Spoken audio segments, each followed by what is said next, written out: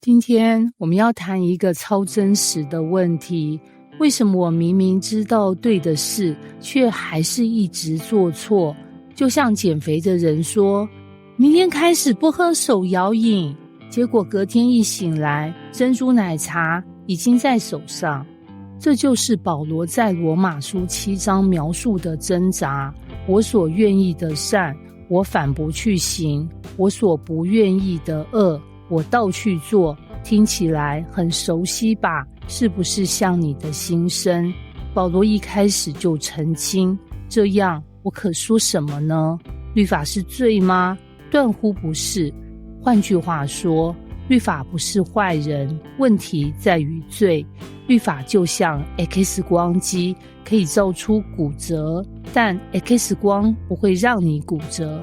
罪才是暗地里那个搞破坏的小偷。保罗说，如果不是律法说不可起贪心，我还真不知道我有贪心。结果一听到律法禁止，罪马上就来挑衅。不可以贪心，那我偏要多多贪心。有没有发现小孩超会演这一套？你跟小孩说不要碰插座，结果下一秒他的小手就默默靠近插座，还回头看你。所以律法本身是圣洁的，但罪却利用律法激发我们心里的叛逆，这就是人类的处境。律法揭露了病，但却没有药。保罗的灵魂对话，接下来就是保罗的经典内心对话。因为我们原知道律法是属乎灵的，但我是属乎肉体的，是已经卖给罪了。翻译成口语，律法像一份健康菜单，上面写着水煮鸡肉、烫青菜、无糖豆浆，听起来很合理，对吧？可是我这副肉体一转头就跑去点炸鸡加可乐。这不是我不懂道理，而是我完全管不住自己。然后保罗的灵魂就像两个人吵架，我想做好事，不好意思，你的身体已经被罪绑架了，可是我真的好想做好事，那就先去做坏事吧，等一下再后悔。是不是很真实？这就是所谓的灵愿意，肉体软弱。保罗总结，我觉得有个律，就是我愿意为善的时候，便有恶与我同在。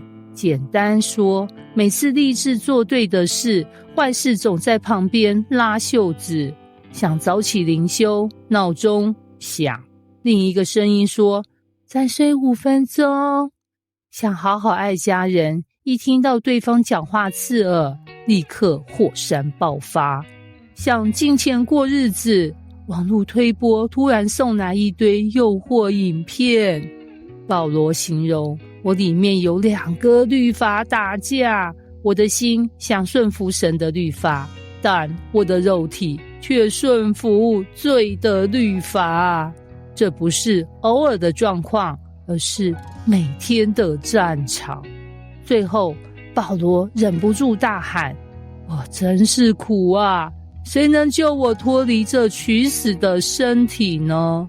这句话超级有戏剧张力，你可以想象保罗双手抱头，舞台灯光昏暗，像歌剧主角的哀嚎。但就在最绝望的时候，剧情反转，保罗立刻说，感谢神，靠着我们的主耶稣基督就能脱离了。哇，大结局出现了，不是靠意志力，不是靠拼命守律法，而是靠耶稣。他是唯一能救我们脱离内心战场的王。想象一下，靠自己版本，每天像2个人拉扯，我要早起，不，你要赖床；我要爱人，不，你要先发脾气，最后累到快精神分裂。2，靠耶稣版本，耶稣进来当裁判，直接把罪压制。你不用再靠意志力硬撑，而是靠他的生命来得胜，这就是真正的好消息。所以罗马书7章7到25节不是在描述一个软弱基督徒的借口，而是揭露每个人都会遇到的真实挣扎，知道对的却做不到，想改却常常失败，灵与肉体天天开战。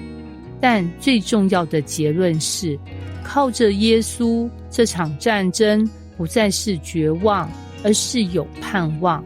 朋友们，如果你也觉得自己像保罗一样，灵魂天天上演内战，记住，结局不是在你身上，而是在耶稣身上。所以别靠意志硬撑，快把球交给耶稣吧。